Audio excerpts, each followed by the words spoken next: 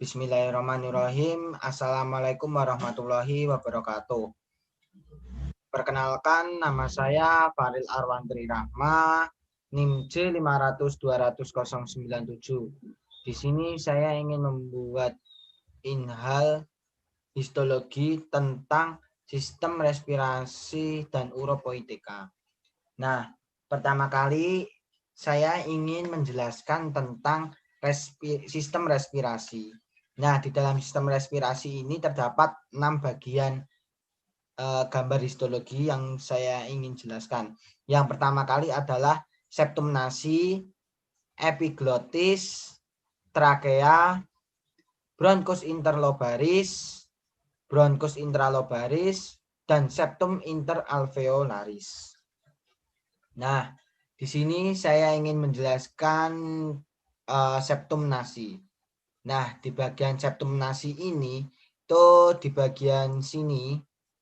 Nah, di bagian sini itu adalah epitelium pseudokompleks kolumner dengan sel goblets. Nah, habis itu agak ke dalamnya itu terdapat lamina propria. Dan di bawahnya lagi atau di dalamnya lagi itu terdapat perikondrium atau lapisan paling luar. Terus terdapat kartilago hialin, itu yang ungu-ungu ini, yang ungu muda ini. Nah, itu adalah kartilago hialin. Habis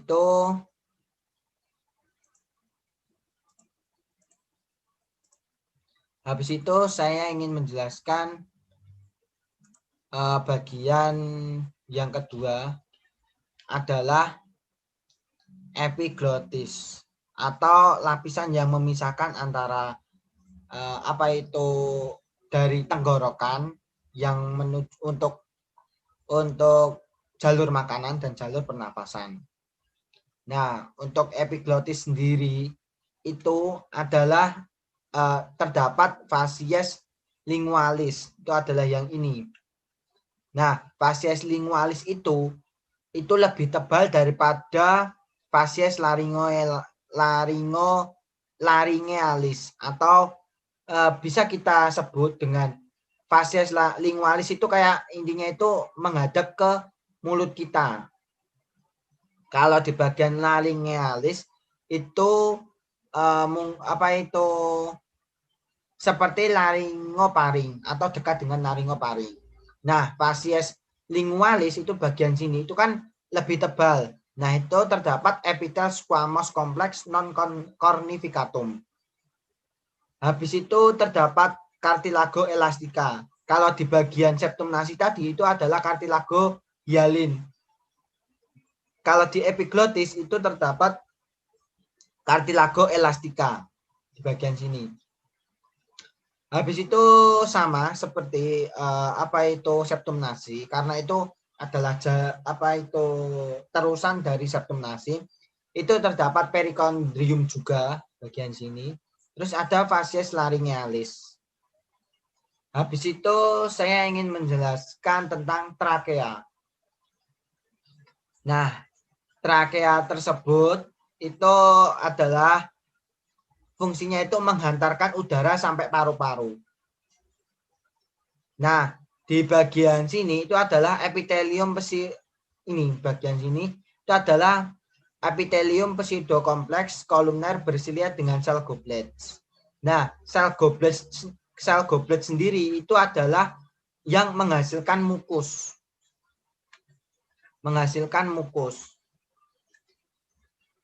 Terus terdapat tulang rawan hialin bagian sini. Terus yang melapisi tulang rawan hialin ini adalah perikondrium dan terdapat tunica adventisia. Nah, di bagian tunica adventisia itu kalau biar mudah menghafalkan itu yang terdapat banyak serabutnya. Bagian sini terdapat banyak serabutnya. Habis itu saya ingin menjelaskan bronkus interlobularis. Nah, bronkus interlobularis itu sama juga lapisannya itu adalah di sebagian sini itu adalah perikondrium. Terus terdapat lempeng tulang rawan hialin itu bagian ini semua. Nah, ini semua. Itu lempeng tulang rawan hialin. Nah, epitelnya itu adalah epitel bronkial atau pseudokompleks kolumner bersilia. Terdapat otot polos juga di bagian sini, itu adalah otot polos. Terus terdapat di bagian yang lebih ungu ini itu adalah lamina propria. Nah, terdapat kartilago hialin juga, itu adalah di bagian sini yang melapisi lempeng tulang rawan hialin.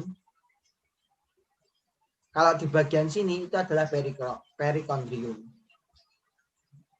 Setelahnya saya ingin menjelaskan bagian bronchus intralobularis. Nah, bronchus intralobularis itu terdapat apa itu ductus, sacus, bronchus, dan alveoli. Nah, bronchus intralobularis itu biasanya kita sebut dengan bronchiolus. Bronchiolus itu terdapat yang pertama adalah ductus. Ductus itu bagian sini. Nah, itu nanti kalau ini gambarnya mungkin kurang bagus ya. Nah, kalau gambar yang bagus itu nanti di bagian ductusnya itu kayak ada saluran. Jadi kayak ada pipa-pipanya gitu. Nah, itu adalah ductus alveolaris. Habis itu ada sacus alveolaris. Itu adalah kantongnya. Kantong dari alveolaris. Terus terdapat bronchus intralobularis di bagian sini. Nah, bronchus intralobularis itu tidak memiliki tulang rawan. Tetapi kalau di bagian apa itu interlobularis itu terdapat tulang rawan. Habis itu ada alveoli. Nah, alveoli itu adalah ini kayak retak-retakannya ini. Nah, itu. Situ saya ingin menjelaskan septum interalveolaris. Nah, di bagian septum interalveolaris itu terdapat itu terdapat cavum alveolaris, itu adalah kantongnya. Nah, terus terdapat septum interalveolaris, itu adalah sel epitel alveoli atau biasa kita sebut dengan pneumosit 1. Terus ada sel septal, itu sering kita sebut dengan pneumosit 2. Cara membedakan sel epitel alveoli dan sel septal adalah untuk sel pneumosit 1 itu lebih pipih, sedangkan di sel septal itu lebih bundar. Nah, terus saya ingin menjelaskan bagian sistem uropoitika. Nah, sistem uropoitika itu yang pertama saya ingin menjelaskan tentang korteks ginjal atau pars convolata korteks ginjal, terus ureter, dinding vesika urinaria, dan medula ginjal. Yang pertama saya ingin membahas tentang korteks ginjal. Korteks ginjal. Nah, di bagian korteks ginjal ini itu mohon maaf. Nah, di bagian korteks ginjal itu terdapat corpusculum malpighi, itu di bagian sini. Itu adalah yang titik-titik di dalam bundarannya itu. Nah, corpusculum malpighi itu yang kan tadi apa itu terdapat glomerulus dan kapsula Bowman. Habis itu terdapat arteriol. Nah, itu yang bagian ini, yang merah-merah ini. Terus terdapat makula densa. Nah, makula densa itu ini. Bunder-bunder yang di bagian sini. Nah, makula densa itu ciri-cirinya itu berderet, habis itu rapat. Terus ada tubulus contortus proximal atau biasa kita singkat dengan TKP. Nah, ini adalah TKP-nya. Nah, terus ada juga tubulus contortus distal atau yang bisa kita singkat dengan TKD. Nah, cara membedakannya atau pembeda dari TKP dan TKD adalah untuk TKP itu sitoplasmanya itu warnanya lebih gelap. Terus selnya itu lebih besar. Terus batasnya itu kurang jelas. Batasnya ini loh. Nah, ini kurang jelas. Batas per apa itu TKP itu kurang jelas. Terus terdapat brush border. Nah, brush border sendiri itu berfungsi untuk reabsorpsi. Nah, pembeda dari TKD itu jelas lebih terang. Karena ini gelap terus ini lebih terang. Selnya itu lebih kecil otomatis. Yang di bagian TKP tadi kan besar, di bagian sini itu lebih kecil. Dan batasnya itu jelasnya ini loh, batas-batasnya ini. Kan ini batasnya tidak jelas. Kalau ini jelas. Saya ingin lanjut, saya ingin menjelaskan tentang ureter. Nah, ureter sendiri itu ada berfungsi untuk menghubungkan ginjal dan vesika urinaria. Nah, itu ini. Nah, di bagian vesika urinaria ini terdapat ini epitel transisional di bagian ini, bagian paling dalam. Terus ada lamina propria, terus terdapat lamina muscularis longitudinal, dan terdapat lamina muscularis sirkuler. Nah, untuk letaknya itu kalau distal itu di bagian bawah itu ada longitudinal, sirkuler, dan longitudinal. Terus kalau di bagian proksimal itu terdapat longitudinal, sirkuler. Jadi laminanya kalau di bagian distal itu terdapat 3. Lamina muscularis longitudinal, terus sirkuler, habis itu longitudinal.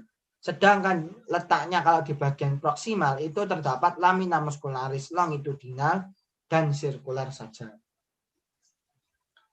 Lanjut ke bagian vesika urinaria atau kandung kemih.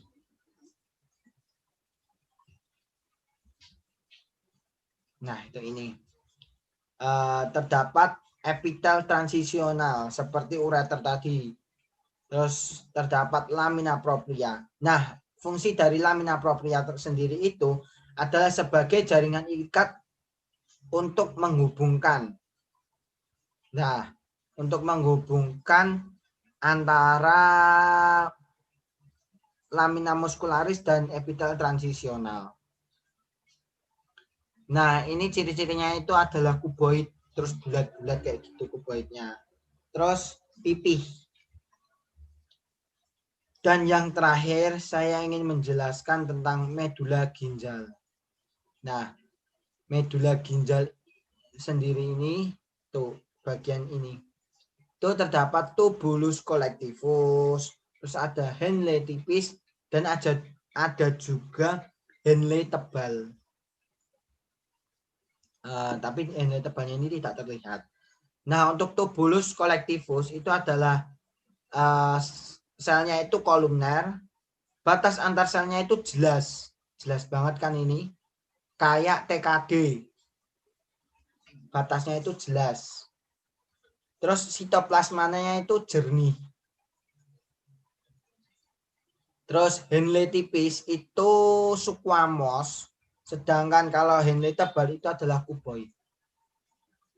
Nah, mungkin hanya itu saja yang bisa saya jelaskan tentang sistem respirasi dan uropoietika. Apabila ada salah kata, mohon dimaafkan. Dan kalau ada penjelasan yang kurang jelas atau salah, mohon dimaafkan. Sekian, terima kasih. Wassalamualaikum warahmatullahi wabarakatuh.